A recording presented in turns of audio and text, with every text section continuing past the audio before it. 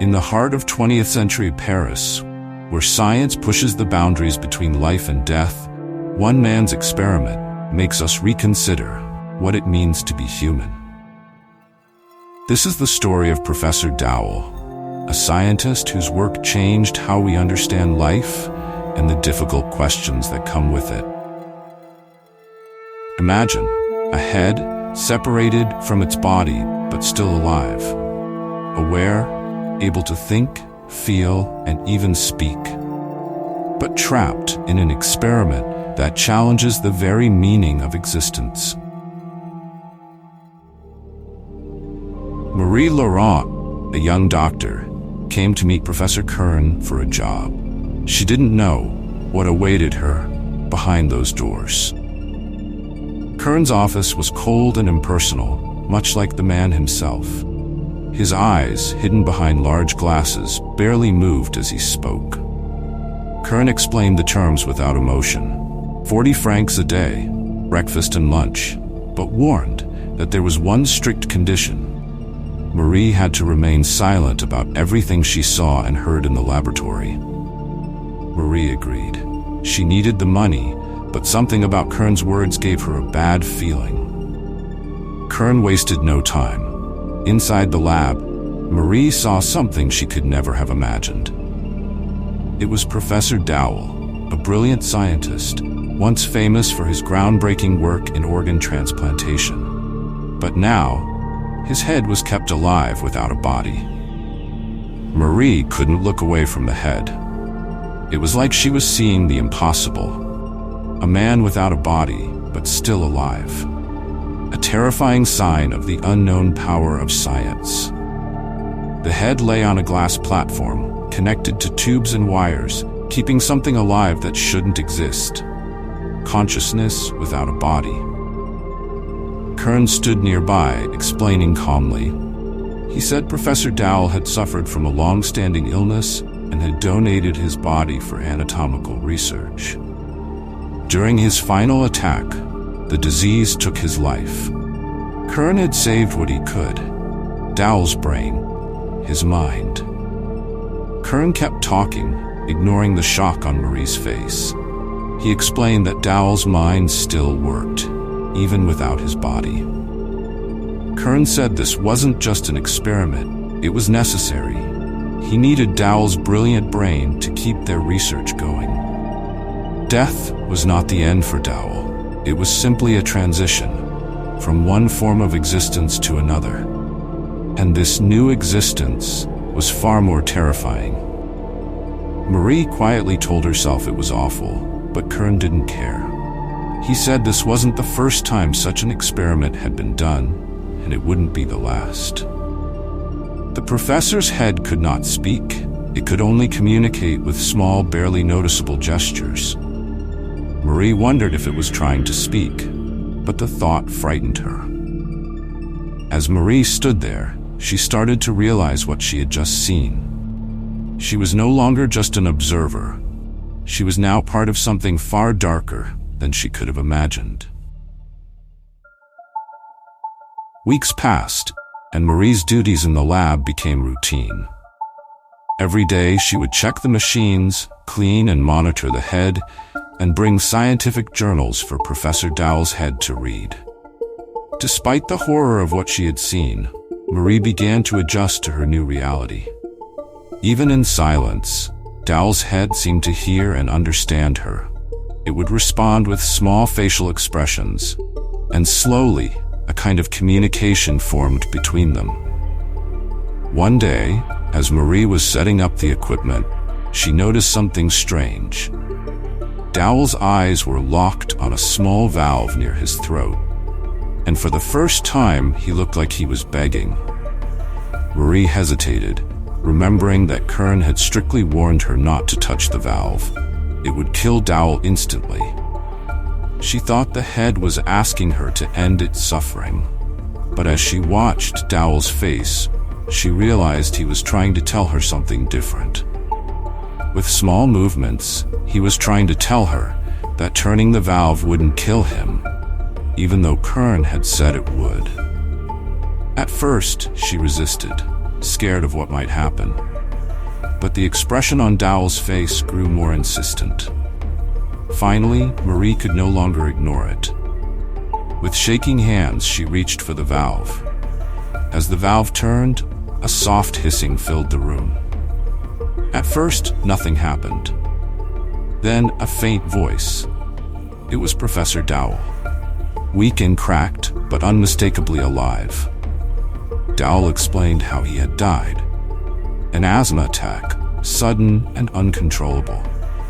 But when he awoke, he found himself without a body, trapped in this horrible half-existence. He felt deprived, both physically and mentally. Everything that a living person experiences was taken from him, leaving him only with the ability to think. With a bitter smile, Dowell quoted Descartes, "I think, therefore I am." Kern had been Dowell's assistant, the best one Dowell had ever worked with. Together, they made great progress in reviving living organs and even succeeded in bringing animal heads back to life. But they hadn't yet tried their experiments on humans. Dowell became the first human subject, and it was a success. But this success came at a great cost. Dowell begged Kern to let him die and end his suffering, but Kern refused. He kept Dowell alive because he needed his brain to continue their research. At first, Dowell refused to cooperate. He couldn't stand the thought of being kept alive like this. But Kern wouldn't give up. He used painful methods, electric shocks and irritants in the nutrient solutions that kept Dowell's head alive. The pain was unbearable, but Dowell held on as long as he could. Eventually, Kern made some serious mistakes in the experiments, mistakes that could have ruined everything they had worked on. Dowell couldn't stay silent anymore. Not for Kern's sake, but for the science, he agreed to help. Marie's heart pounded as she listened. What Kern had done was horrifying. But as she stared into Dowell's tired eyes, she realized something far worse. She was now complicit in it. Kern's ambition had no limits. What began with Professor Dowell soon grew into something even more horrifying. Kern had successfully revived 2 more heads: Tom Bush, a laborer who had been hit by a car, and Bridget, a singer who was shot by a stray bullet. Both had been brought back to life using the same dark science that had revived Dowell. Tom and Bridget weren't like Dowell. They didn't have brilliant scientific minds to keep them focused, to help them escape the horror of their situation. Instead, they were trapped in an endless cycle of confusion, anger, and despair. They couldn't understand why they had been brought back to life, only to live in this nightmare. As more heads were brought back to life, Marie's work got harder. She wasn't just looking after Dowell anymore, but also Tom and Bridget. Every day she checked their condition, made sure the machines were working, and tried to make their suffering easier. She showed them films and played music, hoping it would help. But every movie or song only reminded them of the life they had lost. The more Marie tried to help, the more hopeless they became. Kern, however, remained indifferent to their suffering. To him, they were nothing more than tools for his research, proof of his success. But Marie saw how much they were suffering, and as the days passed, it became harder for her to stay quiet. Marie had always lived by her principles. She believed that life was sacred and that everyone deserved dignity, even in death. But Kern's experiments had destroyed all of that. She couldn't stay silent anymore. It was time to expose the truth to the world. Marie knew that speaking up would come at a cost, but she was prepared.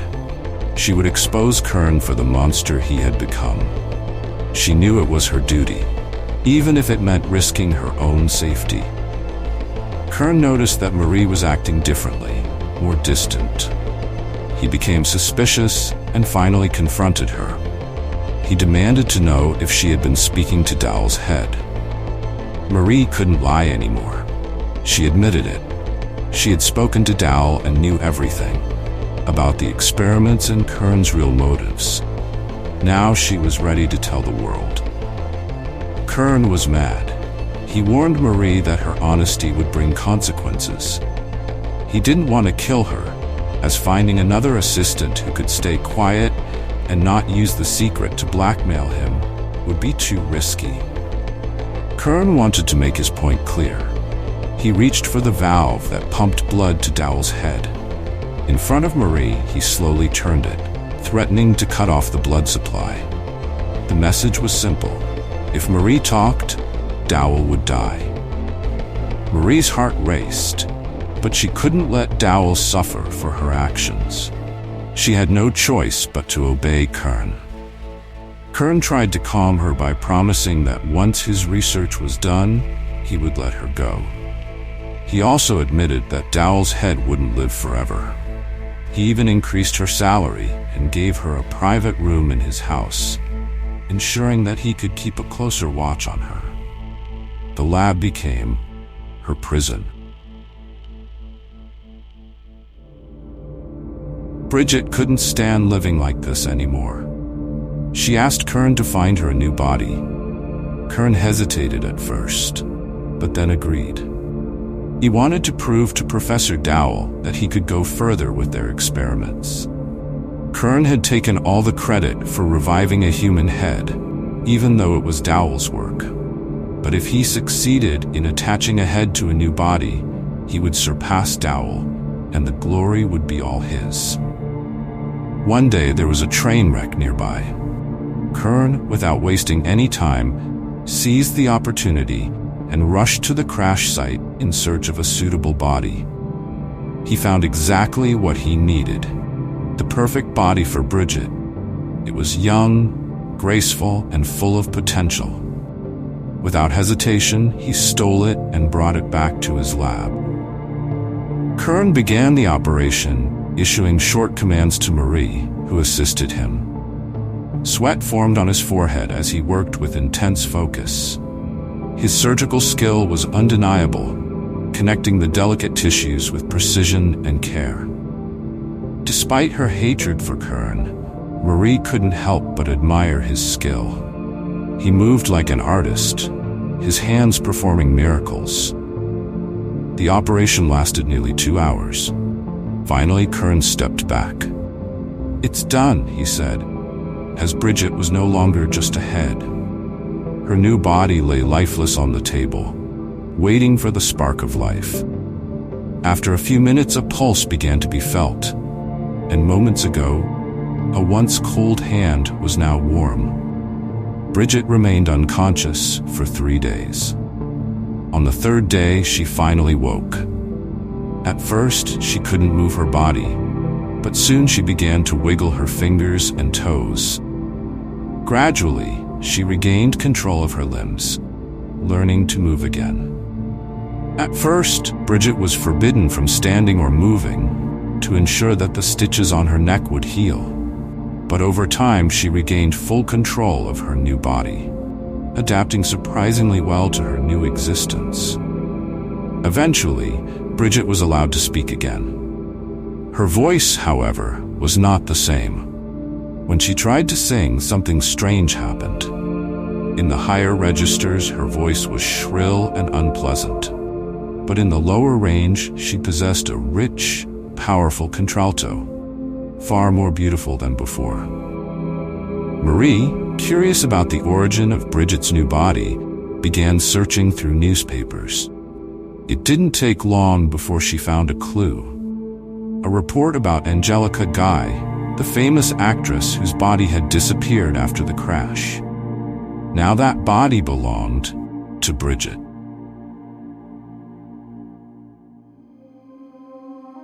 Bridget was soon allowed to walk, and as she moved, it became clear that her new body possessed a natural grace. Her movements were fluid, almost elegant, as if some part of Angelica's past remained imprinted on her. The only issue was a slight discomfort in her leg, but she got used to it over time. The impossible had been achieved. Bridget was not only alive again, but also had a new body, one that still held some part of its previous owner. Though Bridget had adapted to her new body, she had grown restless.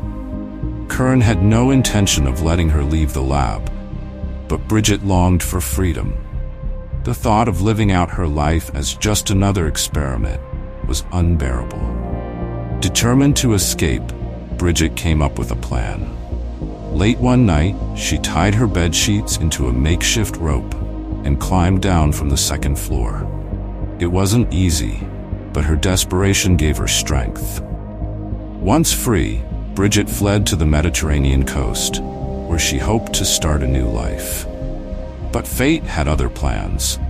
It wasn't long before she crossed paths with two men, Armand Larrey, a talented artist, and Arthur Dowell, an outstanding biologist with a promising future, the son of Professor Dowell. Angelica Guy's body had never been found after the train wreck. It was a mystery that haunted those who had known her, especially her close friends, Armand and Arthur. The three of them had been very close. When Armand learned what had happened to Angelica, he couldn't find peace. Seeing his friend consumed by grief, Arthur decided to help him escape his dark thoughts by organizing a trip to the Mediterranean coast. Armand Larrey had admired Angelica not only for her beauty and talent, but for her grace. He had been devoted to her, always by her side, like a knight protecting his queen. One evening in Monte Carlo, while at the casino, Armand decided to try his luck. It was there that he met Bridget. Something about her immediately unsettled him. Her figure, her gestures, they were the same as Angelica's. Armand was conflicted. He felt drawn to Bridget, but he couldn't understand why. Bridget's gestures, the way she moved, the birthmark on her shoulder, it was as if Angelica herself had returned. But how could this be? The upper part of Bridget's body was unfamiliar, but the lower part, with its graceful movements, was unmistakably Angelica's. As he observed her, Armand heard Bridget softly singing. When she reached several deep, resonant chest notes, he froze. Those were the unmistakable tones of Angelica's voice. Armand also noticed that Bridget wore a necklace around her neck. He couldn't take his eyes off it. On the next day, Armand told Arthur what he had seen, convinced that some part of Angelica still lived on in Bridget. Bridget, too, sensed that something had changed within her. The youthful body of Angelica Guy had not only rejuvenated her, but it also began to change her thoughts. She was no longer just a singer from the bar. With this new body came a new sense of self, one that reshaped her identity in ways she couldn't fully understand yet. But for now, she couldn't think about it. There were more important things to deal with. A few days later, Armand managed to get close to Bridget. His charm and persistence helped him with that.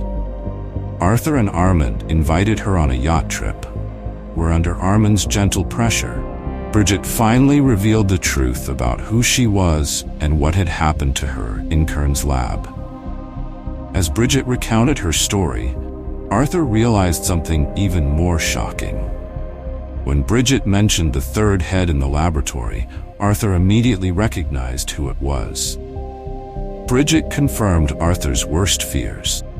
The head of his father, Professor Dowell, was still alive, trapped in Kern's lab. Arthur knew he couldn't stop until he rescued his father and revealed Kern's terrible crimes to the world.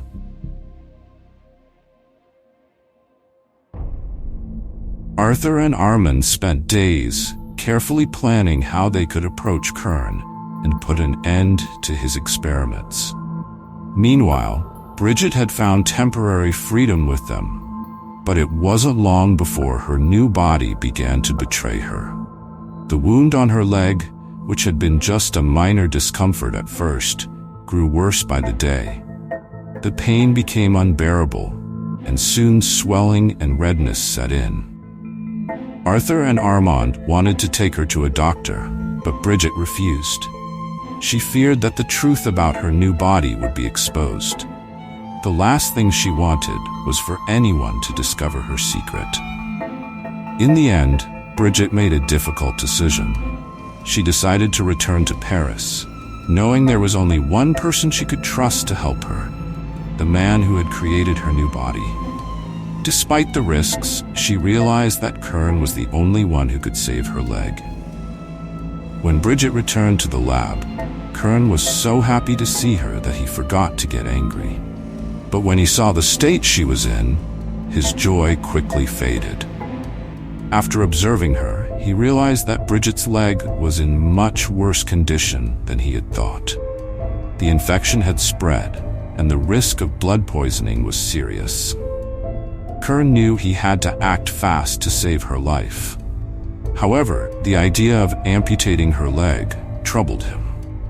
If he had to show the world his creation as a cripple, it would diminish the impact of his achievement. As Kern performed the operation, he began by amputating Bridget's leg, hoping to stop the infection. But it didn't help. Her condition only worsened, and she grew weaker by the day. Kern became frustrated and angry as he realized that blood poisoning had spread through her entire body. Desperate to salvage at least part of his creation, Kern decided there was only one option left. Without concern for saving her body, he made the choice to remove her head once again, to keep it as a part of his exhibit.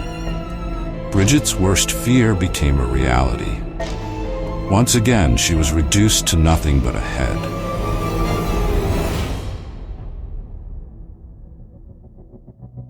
As Kern struggled with Bridget's operation, another disaster struck. An unfortunate accident and poor care by his other assistant led to a failure in the blood circulation to Tom's head. As a result, the head stopped functioning. Kern was furious. In a fit of rage, he ripped Tom's head from the glass platform and threw it into a large metal bucket. He ordered the assistant to take it away for an autopsy. With Bridget's operation failing and Tom's head lost, Kern's patience was wearing thin. But he had already made another decision about Marie. Marie was no longer of use to him. She had seen too much, and her silence could no longer be trusted. To protect his secrets, Kern arranged for Marie to be sent to a special institution, a place where, for the right price, they held not only the mentally ill, but also perfectly healthy patients. These patients had been committed by their own families or enemies, cut off from the world, so they wouldn't be able to stay on their way. Kern ensured that Marie would be one of them, silencing her for good. While Kern dealt with Bridget's failed operation, Marie was locked away, unable to stop him. But her story was not over yet. Arthur and Armand would soon learn of her imprisonment, and they would stop at nothing to free her. Arthur and Armand knew they needed Marie to reach Kern. Her knowledge was crucial, but the mental institution where she was held was nearly impossible to access, and escaping from it was no easy task. They organized a complex, carefully planned rescue mission. After much effort and persistence, they finally succeeded in freeing Marie from the institution. In the meantime, Kern knew he couldn't hide his experiments anymore. He made a desperate choice. By showing Bridget's head to the scientific community, he hoped to save his reputation and gain the recognition he desired. He notified the press, the authorities, and the scientific community, and arranged a public demonstration at the Grand Hall of the Scientific Society. Arthur, Armand, and Marie learned about Kern's upcoming presentation and knew this was their chance to expose him. Determined to reveal the truth, they headed to the hall of the Scientific Society, ready to make Kern answer for his crimes. During the Kern's presentation, Marie publicly accused Kern of murder and theft. She exposed how he had stolen Professor Dowell's work and forced him, under torture, to continue experiments that Kern later claimed as his own. Kern, however, remained calm. He stood firm and dismissed her accusations, insisting that she was unwell and had escaped from a specialized institution. Despite his confidence, the silence in the hall was deafening. The audience, now focused on Bridget's head, looked on with horror and pity. Kern tried to have Marie arrested, but with Arthur and Armand's help, she managed to escape. The presentation was a disaster. Kern, his reputation in shambles, was consumed with rage. The next day, Arthur went to the police and introduced himself, asking them to search Kern's house. But the authorities hesitated. Arthur stood firm and insisted they investigate the lab. He warned them that if they didn't act, he would take the matter to the prosecutor's office. Faced with his determination, the police finally agreed. Together with the police, Armand and Marie headed to Kern's laboratory. Kern met them at the entrance, allowing them inside with a cold, piercing look at Marie. As they entered the lab, they saw not only Bridget's head, but also another head, bald, with a large nose and dark glasses. It looked unfamiliar, and everyone was confused. With trembling hands, Marie removed the dark glasses and pulled the cotton from the ears. The head could now see and hear again. Marie turned the valve, and a weak voice began to speak. It was then they realized the terrible truth. This was Professor Dowell's head. He revealed that Kern had even taken away his face, injecting paraffin into the skin of his nose, and using the glasses and cotton pads to block his senses so that he couldn't expose Kern to unwanted guests. He told them that he was dying because the experiments were not perfect. However, his head had lived far longer than he had expected. Arthur stepped closer, listening intently as his father struggled to form words. Professor Dowell recognized Marie and addressed her, acknowledging her presence with difficulty, as Kern had previously told him she had left. He spoke of his illness, admitting that he could no longer work, and mentioned how Kern had promised him amnesty just the day before. Then, as Dowell's eyes met Arthur's, they brightened for a moment. Recognizing his son, he called out to him. Arthur rushed forward, his voice trembling with grief, wondering aloud what had been done to his father. Dowell's voice weakened, turning into a faint hiss. He asked Arthur to kiss him on the forehead one last time. Arthur gently bent down and kissed his father's forehead, and Dowell quietly expressed how it made him feel better. When the investigator asked about the circumstances of his death, Dowell's fading gaze turned to Marie.